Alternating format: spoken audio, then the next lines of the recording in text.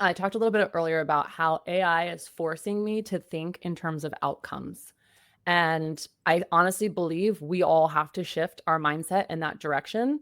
And an important outcome, a very common outcome that our clients are looking for and us as well, is faster qualification of leads. How can I actually get to the qualification faster? How can I convert more of them and convert more of them faster? And then how can I also make sure that my team is being as efficient as possible? So I put together a AI driven solution for marketing to sales handoff. I'm going to cover AI routing. I'm going to cover AI attribution, AI handoff brief that we've built out, and then a deal loss agent as well.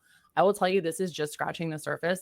I have a much bigger solution, but I wanted to hit the most agentic pieces and the most common ones. So I'm going to walk you guys through all four of these different AI enabled solutions, all towards the outcome of a better marketing to sales handoff. I'm going to swap over here to a workflow.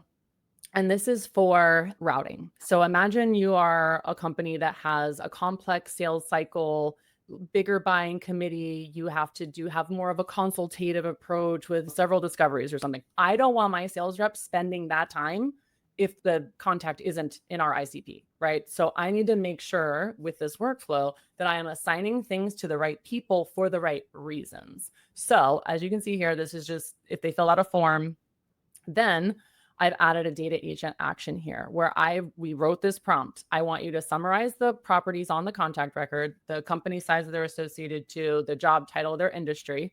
And then I want you to, it says score them, but I want you to put them into 3 buckets: tier 1, tier 2, tier 3. If it's tier 1, it's a high fit, and I need to give that to an account executive immediately. I need them to get an alert. I need them to reach out and go. If it's tier 2, it's an okay fit, but we probably need to have some qualification by an SDR before it gets to the account executive. And then if it's tier 3, low fit, we can route it to a general SDR inbox, which, by the way, I didn't even scroll down. I'm sorry, guys. Here's your tier 1. You've got your regions. It's going to go to the right owner, give them a notification and a task to reach out. If it's tier 2, it's going to rotate it among the SDR team.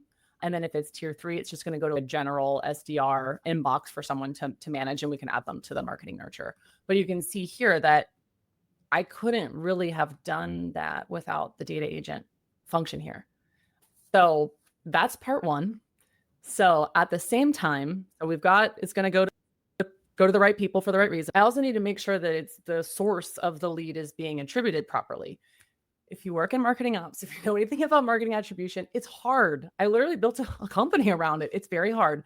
And there's first touch, last touch, multi-touch. There's also HubSpot has original source. It has the original source drill down 1, drill down 2. You can use UTMs. You can use your own custom fields. You can use on aptitude8.com. We have how did you hear about us? That's valuable information to me because that's their conscious source, right? So all of those things can't really be put together, is the truth, not in an easy way, unless you're working with data agents. So form submission comes in. I need to now know across original source, we like that field. We like the drill down field. We like our UTMs. We like, how did you hear about us? But how do you put that into one thing? In this prompt, I'm saying you have to pick one source. These are my companies aligned. We're all aligned on these buckets of sources. And here's the priority. Here are some rules, tiebreakers, another priority for UTMs. And also, if you see here, you can click in. That's how these properties got put in here.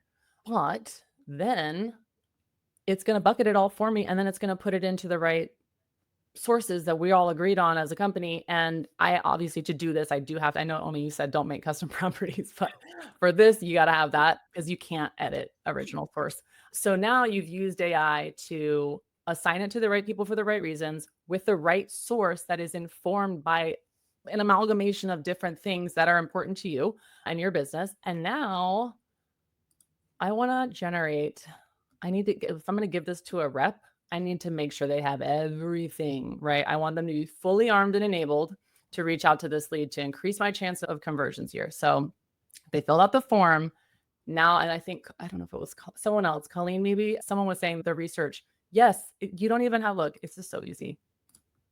It's not even a custom agent. That's just go do research for me. I know, isn't that awesome? So I'm saying, go do research on this company, look at their name, the company name, look at their domain. Look at hiring. Are they hiring for C-level executives or quantity of roles that they're hiring for? What are other signs of growth? Have they had any big press releases? So do that. And then I want you to infer the company value prop and ICP using that information.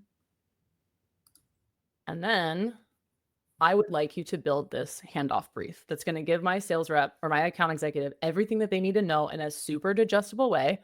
So you're an analyst, your job is to generate this brief, right? Use this data. I want to see what emails, their company, their domain. I want to see all of the news, their target value prop. What do they sell? What do they do? I want to see all the marketing things that have happened. There's a lot. And imagine if you're a sales rep, by the way, a lot of this stuff you don't even get access to. You have to go look at this on the contact or the company record. Then you have to go look into the activity log and see all of this and try to infer your own outreach. No, you don't have to do any of that.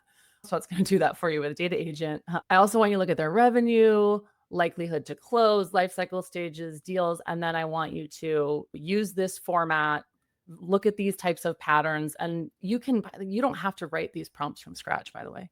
You can use AI to help you write them. And obviously you want to test them as well. And then it's going to send that it's going to generate it, send it to the owner. And then I also have this here open.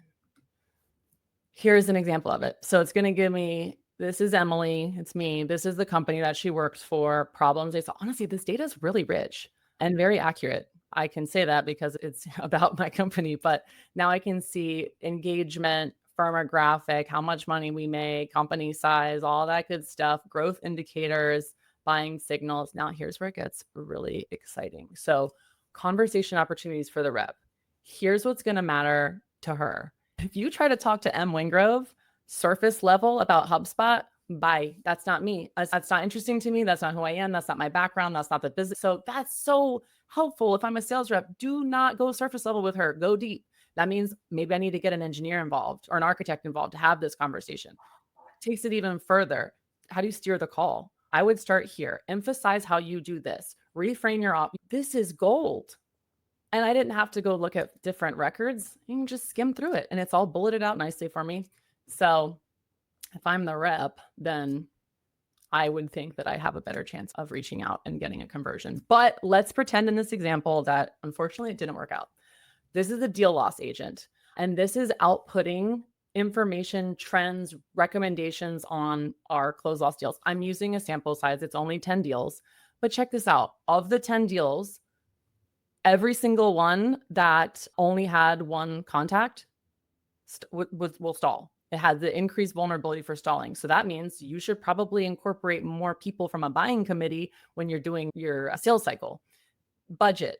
Competitive displacement. 2 deals were lost because of this. Process and timeline slippage. And here's your recommendations. You should be multi-threading every opportunity. You should be building a champion. You should have competitor-specific battle cards. My goodness, this is such rich information that's not just, oh, now I know something. No, I can do something about it. I can take action. And it gives me all the details. This is, if you would have told me 2 years ago, honestly, maybe even like a year and a half ago, that this was possible, I would have said, yeah, but you can't trust it. This is real data. The data about me is real. And the emails that I was showing over here, these are real and these are real people. I know I probably shouldn't be doing this live in a portal, but anyways, that's the demo that I've got for a marketing to sales handoff. And like I said, I think that's just scratching the surface. That's only attribution and routing. But what about like lead intelligence cards on the record versus putting it in a note? So there's more here, but this feels like a digestible amount that you guys could do this. We built this in a couple of days. So you can do it too. But again, going back to Omi, your point here, you got to have the data foundation and infrastructure, knowledge vault set up for certain things, just to make sure that you're running this responsibly.